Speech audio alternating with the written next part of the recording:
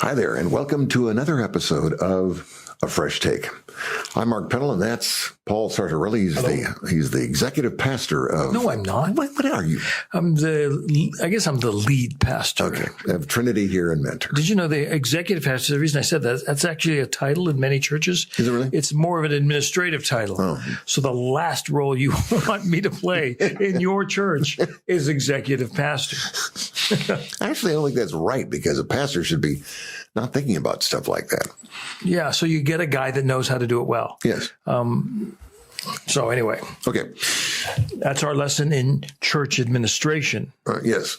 Okay, so we're recording this on March 3rd, 2022. The reason I bring that up is all hell is breaking loose. Well, first of all, we had COVID, and then we had race riots, then we had January 6th. So we have social strife going on. We have all those things happening. And lo and behold, some madman decides to enter a country that isn't his. Mm-hmm. Talk about a land grab. I mean, are we in the 21st century or are we in the 19th century? This is what blew me away, was that this is 1939 all over again. Yes, it sort of is. You know, we don't know where this is going, but it's pretty scary. Yeah, I hope that this is the last time you hear us talk about it, quite frankly, because I don't want to get any worse. Hopefully it's either over or we have taken over and we're off the air. Yes. Oh, my goodness.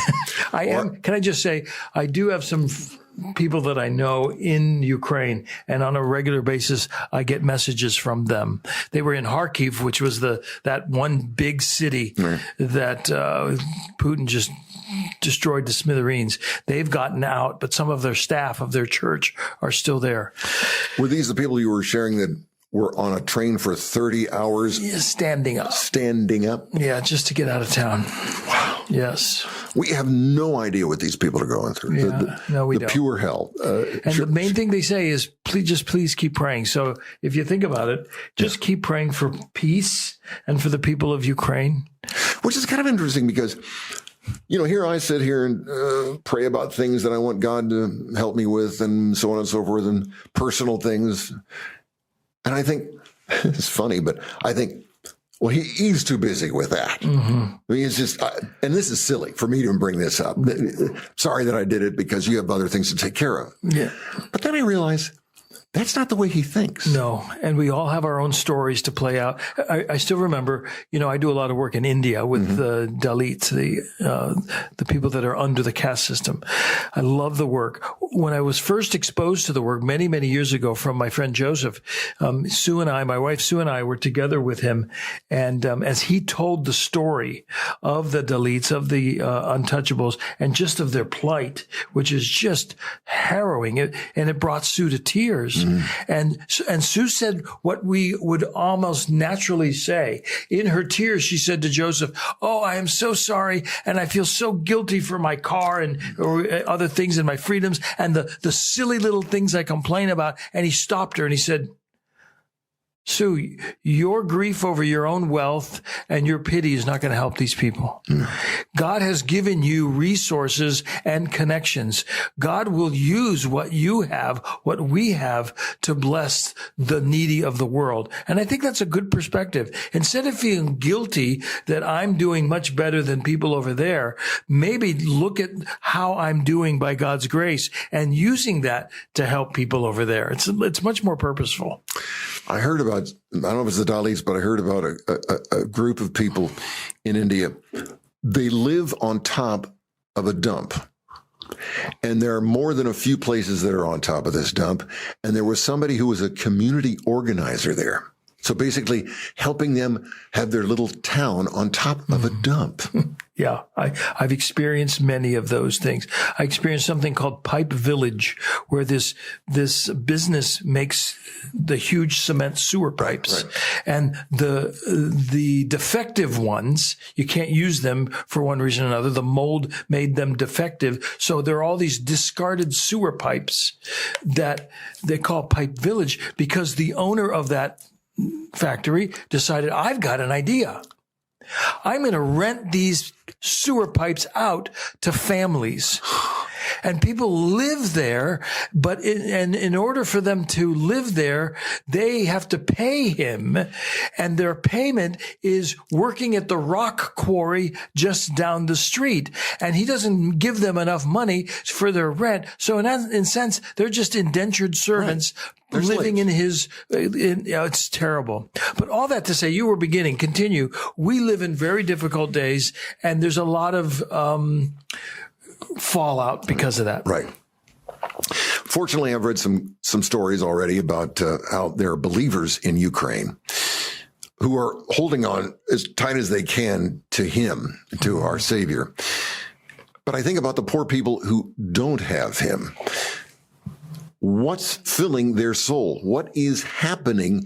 There is a soul. There is a place somewhere in us. I even heard one time, I don't know if it's true or not, that when you die, your body all of a sudden becomes 7/10 of a pound lighter, something like that, that the soul actually, the spirit has, I don't know, it's silly. But my soul's 9/10 of a pound. It's trouble dieting. But the point is, we all have a soul. What is yours filled with? How is your soul? That's an interesting question. It's an interesting question. We want to probe it for several weeks because all those things that you described are corrosive to our souls. Right. You know, whether it's the pandemic. I mean, think about it. We all had to go hibernate in our houses for a while. We couldn't see half of our faces when we got out. That's true. We couldn't worship for a while. Whether it's racial tensions, political tensions, global tensions, all of that is corrosive for our souls. Right. Now, put on top of that the days in which we live. Think of all the distractions in your life. Right. I live in a house that's 186 years old. And I was thinking about what it was like when I've been doing research on it because I have to do a talk in my town in Kent on it. And I think about those people that lived in that time. Basically, their best entertainment was maybe to play games, but read. And many of the people had Bibles and they read their Bibles. But think about the lack of distractions they had. I'm not saying life was easy. It was very hard, but they had a time at the end. They didn't tune in the TV. Right. They didn't hear I have alarms in my house. There's a part of my dishwasher. It actually, if you hit it, it plays a little tune for you before you turn it on. In what key? I don't know. It's the most bizarre thing. I'm saying everywhere we go, we have no noise pollution. You look up in the sky, there's light pollution. You can't see any stars anymore. Yes. We are separated every day from God in all the things that are distracting. Yes. And, here's my phone. I have it I don't know why I have it here, but here it is. So there was a time, and I'm confessing my sins to all of you listening, that first thing in the morning, I would open my Bible, I would read, I would journal, I would pray. Right. Hold me accountable to start doing it again. You know what I do now first thing in the morning? What? Have you heard the new game called Wordle? Yes, my wife plays it. I do too. So I'm doing Wordle with my daughter in Cincinnati and my wife actually. But Wordle is not enough. So I do Wordle. Sarah has now introduced me to Quordle. Quordle. It's 4 words that you are doing. So I spend what used to be my wonderful spiritual quiet time first thing in the morning playing stupid word games on my phone. Whose fault is that? But wait a minute. Mine. So you're tuning in for 20 some minutes or so to hear some spiritual guidance from a guy who plays Wordle. Gave up praying, but he's playing Wordle. It's simply just as an illustration for all of you. See, I'm sacrificial in my own life so that you can see the distractions of the things that are corrosive to our soul. Right. Now, on top of that, again, I'll confess my sins, busyness. Right. If I'm busy and I'm always busy, right. My soul is going to just get shrunken. It's sort of an in thing. We used to say it to our kids if they were hanging around the house, get busy. What? Yes, just get busy. Or we have a new employee here at the church, and I happened to go into her office, and you She was playing Wordle. She was playing Wordle. But I did want to know, okay, how's it going? And, when you first start a job, the learning curve can be so steep Right. and you don't know enough that you almost get bored. Yeah. And so I asked her, I said, are you busy? And she said, oh, yes. And I said, oh, good. Why is that good? The busyness is also a corrosive to our souls. Are you busy? If you're too busy, I bet your soul is starving because of it. I think it's fascinating how many modern inventions have been made to make it so that we don't have to be busy. I mean, I used to wash my dishes by hand with my wife. Mm-hmm. It was a nice little evening thing. Okay. Now I have this machine that sings a tune to you before it happens. Awesome. It's supposed to cut off time in your life so you can relax more and have time to yourself. No, it doesn't. It doesn't work that. I remember computers were supposed to do that. Everything that we seem to get anymore is supposed to make life easier and allow us to have more leisure time. Yep. That didn't Okay. happen. Let me ask the listening audience this, since we're talking about how is your soul. Are you distracted, whether it's your phone or all the other technologies Mark has mentioned? Are you busy? Are you worried because of COVID or race relations or Ukraine? I mean, these are all real things. I've got one more that I think is really real in our society and is really dangerous to our souls. Are you angry? Yeah. Yeah. I've been there. I'm not right now, but I've been there. Big time. I've been angry at God, but we won't get into that right now. That's another show. Yeah. But think about you can't drive on. People are driving more crazy these days, by the way. Yeah. And the road rage, it's everywhere. Yeah. It's really airlines. Now these people blow up while they're on airlines, just go crazy in the aisles. And that never used to happen. Yes. Something's happening to our society. We're just, Well, we're polarized, we are opinionated, and neither side can see themselves. Right. It's really sad. And I'm convinced that all of these things that we are describing is squeezing God out. There's no space for God in our souls. And when there's no space for God in your soul, it's like taking the oxygen out of your lungs. Yeah. Sooner than later, you're going to die. And we asked the question, Mark did to start with, how is your soul? Is a really important question to talk about. And we want to spend some time just reflecting. Eventually, as we get into this, I want to look at some exercises, some disciplines even that Jesus did that I think are really beneficial for the soul. To bring us back to a place where we are in touch with, I mean, when we talk about soul, think about it this way. When you look in the mirror, what do you see? Something not very good looking, but that's a different time. Well, I'm glad you said it that way, because that's what you see. You see your body. Next time you look in the mirror, look in the eyes. Look in the eyes of the person in the mirror. Yeah. That's your soul. That's the immaterial part of you that is either flourishing regardless of how your body is doing, or is starving regardless of how your body is doing.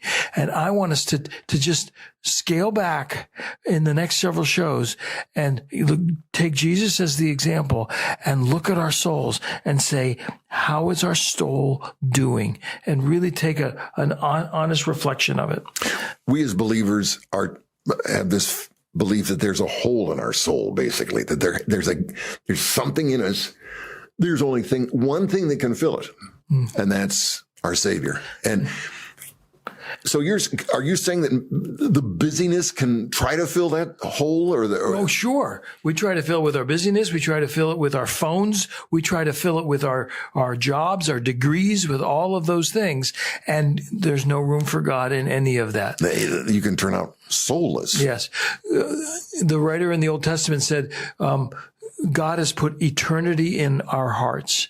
And that's what you're saying. Eternity sort of is a longing for something more transcendent, a desire for something that the temporality of this earth, with its busyness, with its distractions, with its worries, can never fill. And it's that eternity that is in connection with God through Christ that will fill our souls.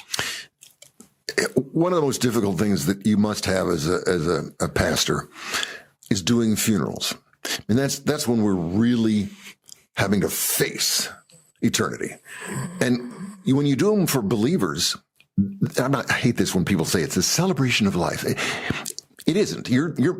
There's a horrific thing that has happened in your life. It's a chunk of you that is gone and never be replaced.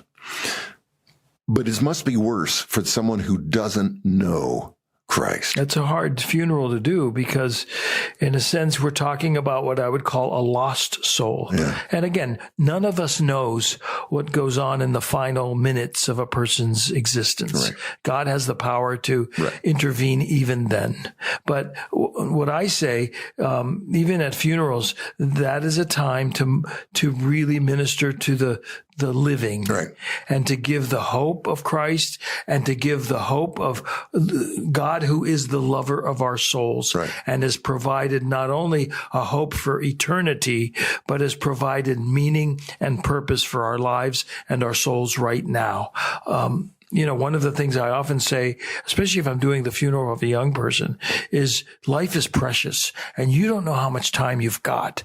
So take each day as a gift from God and live it to the fullest. Live it not only physically, but live it spiritually for the glory of God through Christ. You make me very embarrassed to be alive right now because I don't do that. I know, nor do I. And yet to have the focus of that in a setting like a funeral is really necessary. But the reason I brought up the funeral in particular is that is the time in which people are forced to see this could be me. Yes. And what am I going to have left behind? Where am I going? There's got to be some questions out there. How can you be at a funeral and not deep down inside ask, what is after this? Totally. Yep. And hopefully we can get to those questions before we get to that funeral. I mean, hopefully this podcast, you're listening to it, is making you reflect on the true questions of life. Reflect on, how is my soul? Am I too distracted? Am I too busy? Do I give attention to the eternal? Am I squeezing God out? Don't wait for that moment, whether sitting in a funeral or sitting in the oncologist's office, to actually start asking those questions. Do them now. Yeah. And hopefully this podcast will use that now. I believe what you're touching on is very important, because if your soul is healthy, if it's filled with God, then you can deal with the disasters around you, whether they're across the planet with people fighting or near to home where someone's giving you trouble or someone has died and you're lost. If your soul has something that is buoyed by your great God, then you can get through all of this. Indeed. And just like God has given you a body, he's given you your soul. It's up to you to take care of it. And so part of what we'll talk about is the disciplines of taking care of that soul, to make sure it's healthy, to make sure it's alive, and really, living in a manner that you were meant to live. Can I read, as we're running out of time here, I want to read a couple of passages. One is, we're going to start with it next time, is from the story of Jesus, and some exercises, some disciplines from him. I just want to read the story, and you're going to hear some things, and we'll talk about them starting next time. And then I want to conclude with some verses out of Psalm 46. Okay, good. So here I'm going to read out of Luke chapter 6. And it's a time in Jesus' life, early in his ministry, when he's being hassled. He's working on Sabbath, which is interestingly enough, and the opponents are really opposing him because he's doing terrible things like healing on the Sabbath and things like that. Which is amazing, by the way. So Jesus is sort of, enough is enough. And so listen to what he does. And as I read portions of this in Luke 6, I want you to hear 3 disciplines that I think are very vital to the health of a person's soul. Okay. And the reason it apply here is I think Jesus' soul is tired right now. And so you're going to hear solitude, you're going to hear fellowship, and you're going to hear service. Okay. It's so important for our souls, and this will be the rest of our series. It's so important to get alone. We'll talk about that next time. Solitude is so important. And you'll end Psalm 46 with this most beautiful. That's where we'll end. Oh, I know. Solitude, fellowship. So whether it's a small group in your church or your church itself, the fellowship of other people, soul to soul, heart to heart, is so important. And then finally, serving other people that are in need. Listen to this. In those days, the days where Jesus is, I'll read the verse before it. Those that were opposing him were filled with fury and discussed with one another what they might do to Jesus. So that's what he's dealing with right now in his life. So in those days, Jesus went out to the mountain to pray. And all night he continued in prayer to God. Solitude. Maybe you need that today. We'll talk about it next time. That's the solitude. Okay. He went alone at night with his Father. Right. When the day came, he went and he called his disciples and he chose from them the 12 that he named apostles. So important. So now I'm calling that the fellowship. He goes to be alone with his Father, so important for his soul. And the next thing he does is he sort of creates a very important circle around him. And it is those 12 people. That's fellowship. That's also important for him and for you to have those 12 like-hearted people in your life, fellowship. Yeah. And then thirdly, after he does that, it says, and then Jesus came down with them, those 12, and he stood on a level place with a crowd of his disciples and a great multitude of people. They came to hear him and to be healed of their diseases. And those who were troubled with unclean spirits were cured. And all the crowd wanted to touch him. That's serving. And so part of what's good for our souls is helping other people that really, really need it. Yes. So as the series continues on, we're going to talk about how is your soul and what are the exercises to make for a healthy soul. You need solitude. You need fellowship, and you need to be serving other people. Right. Okay.